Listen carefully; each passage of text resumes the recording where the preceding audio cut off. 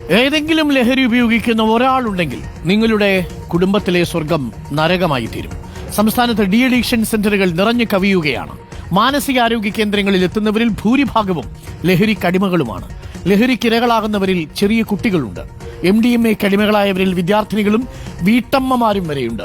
തിരൂരിലെ senior psychologist KR ബിനുവിന് പറയാനുള്ളത് ഒന്ന് കേട്ടു. നിലവിൽ 250 ബെഡിന്റെ ആണ് ലൈസൻസ് ഉള്ളത്. അത്രയും ആളുകളും ഇവിടെ ഫുള്ളാണ്.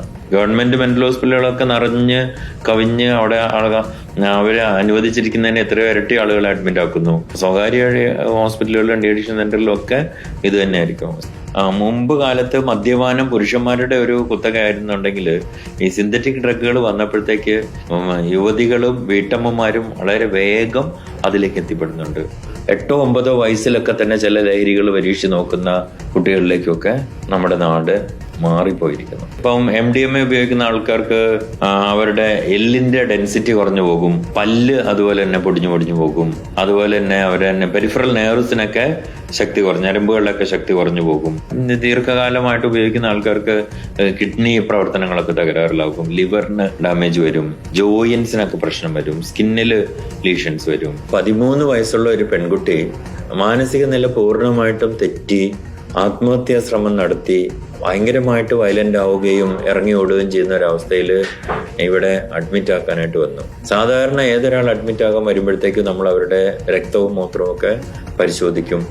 ഈ കുട്ടിയുടെ ടെസ്റ്റ് റിപ്പോർട്ടിൽ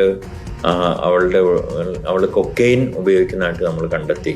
അപ്പൊ എന്തായാലും ഈ നമ്മൾ ആ അഡ്മിറ്റ് ആക്കാൻ കൊണ്ടുവന്ന സമയത്തുള്ള മാനസികാവസ്ഥയെ നമ്മൾ ചികിത്സിച്ചു.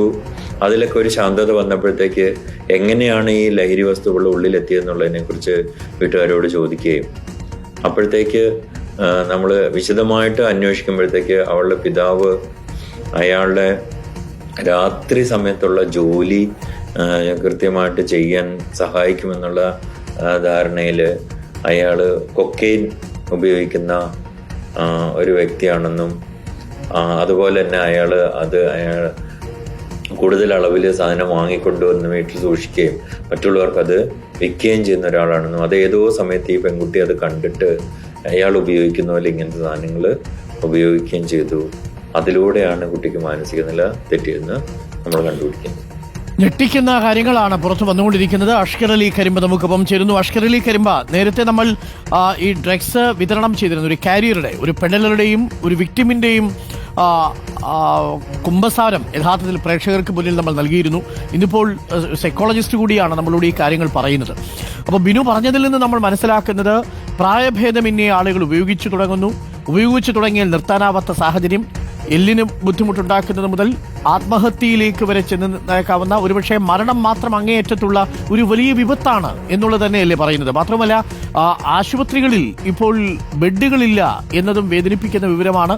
മാനസികാരോഗ്യ കേന്ദ്രങ്ങളിൽ എത്തുന്നവരിൽ ഭൂരിഭാഗം പേരും ലഹരിക്കടിമപ്പെട്ടാണ് എത്തുന്നത് എന്നുള്ളതും വളരെ ഗൗരവമായി കാണേണ്ടതും കേൾക്കേണ്ടതുമല്ലേ അഷ്കർ?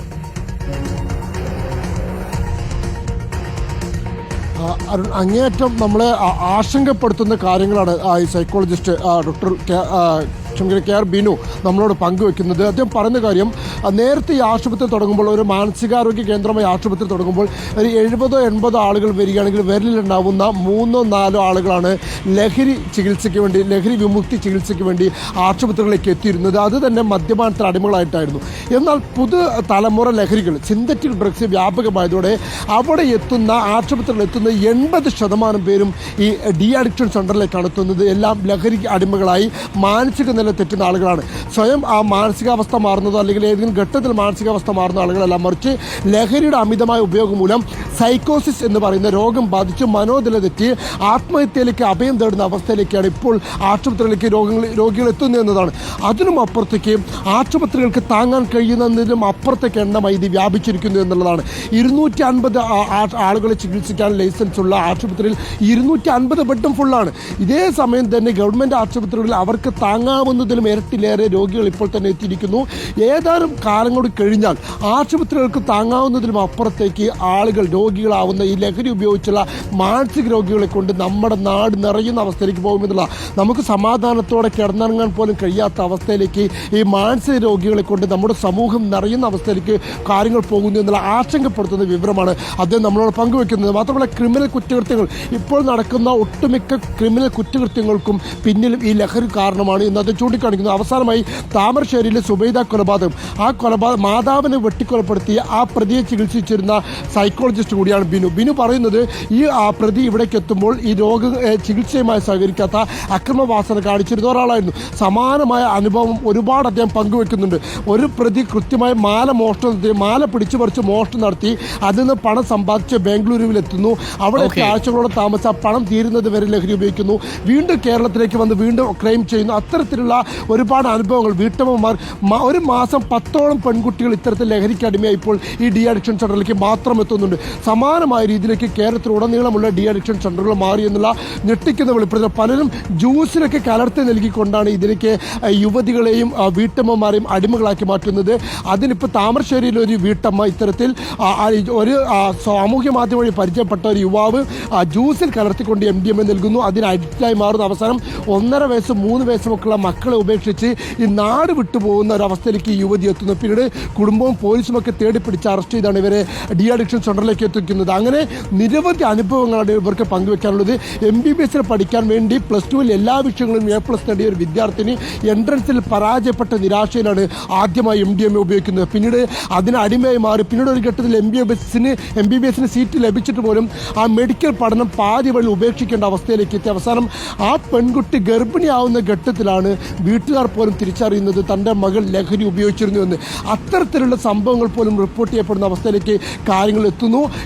പ്രായമാധ്യം 8 വയസ്സായ വിദ്യാർത്ഥി, 8 പൊട്ടും തിരിയാത്ത 8 വയസ്സ് മാത്രം പ്രായമുള്ള കുട്ടികളടക്കം ഇപ്പോൾ കഞ്ചാവ് ഉപയോഗിക്കാൻ തുടങ്ങിയിട്ടുണ്ട്. 10ാം വയസ്സിൽ തന്നെ അവർ പൂർണ്ണമായും ലഹരിക്ക് അടിമകളായി ഡി അഡിക്ഷൻ സെന്ററിലേക്ക് എത്തുന്നു എന്നാണ് ഈ സൈക്കോളജിസ്റ്റ് വെളിപ്പെടുത്തുന്നത്. ഞെട്ടിക്കുന്ന വെളിപ്പെടുത്തലാണ് എന്ന് പറയാതെ നിവൃത്തിയില്ല. പ്രിയപ്പെട്ട പ്രേക്ഷകരെ, റിപ്പോർട്ടർ ടിവിയുടെ ഈ ലഹരിക്കെതിരെയുള്ള തുറന്ന യുദ്ധം തുടരും ക്യാമ്പയിനുമായി ബന്ധപ്പെട്ട് നിരവധി വിവരങ്ങളാണ് പുറത്തു വന്നുകൊണ്ടിരിക്കുന്നത്. ഇതിന്റെ പാത, ഇത് കൈമാറ്റം ചെയ്യുന്നവർ, കൈമാറ്റം ചെയ്യുന്ന ഇടങ്ങൾ, ഇതെല്ലാം റിപ്പോർട്ടർ ടിവിയുടെ കൂടി നിരീക്ഷണത്തിലാണ്. റിപ്പോർട്ടർ ടിവിയുടെ വിപുലമായ വാർത്താ സംഘം ഈ വാർത്തകൾക്ക് പിന്നാലെയുണ്ട്. തീർച്ചയായിട്ടും ഈ ലഹരി വിൽക്കുന്നവരെയും ലഹരി വാങ്ങുന്നവരെയും നിരീക്ഷണത്തിലാക്കാൻ എക്സൈസ് വകുപ്പിനോടൊപ്പം റിപ്പോർട്ടർ ടിവിയും സഹകരിക്കുകയാണ്. സ്കൂളുകളിലേക്കും ക്യാമ്പസുകളിലേക്കും റിപ്പോർട്ടർ ടിവി എത്തും. ലഹരിയുടെ നിർമ്മാർജ്ജനമാണ് നമ്മുടെ ലക്ഷ്യം. ഒരിക്കൽ കൂടി ഞാൻ പറയുന്നു, പ്രിയപ്പെട്ടവരെ, ചെറുതെന്നോ വലുതെന്നോ ഇല്ല. ഈ വിഷയത്തിൽ വളരെ പ്രധാനപ്പെട്ട നിലപാട് തന്നെ നിങ്ങൾ സ്വീകരിക്കണം. പ്രേക്ഷകരൊക്കെ പറയുന്നു, അധികമായാൽ ഏത് ലഹരിയും വിഷമമാണ്. അധികമല്ല, ലഹരി ഒരല്പമാണെങ്കിൽ പോലും അത് വിഷമാണ് എന്ന കാര്യത്തിൽ സംശയമില്ല. അത് ചെറിയ അളവിലൊക്കെ ഉപയോഗിക്കാം എന്നൊക്കെ പറയുന്നത് തെറ്റിദ്ധാരണയാണ്. MDMA ആണെങ്കിലും മറ്റേത് ഡ്രഗ്സ് ആണെങ്കിലും ഉപയോഗിച്ചാൽ ആത്മഹത്യയിലേക്കും മരണത്തിലേക്കും കൊലപാതകത്തിലേക്കും അല്ലാതെ ഇത് പോയി നിൽക്കില്ല. അതുകൊണ്ട് ഒരു കാരണവശാലും അതിനോട് യേസ് പറയരുത്, നോ തന്നെ പറയുക.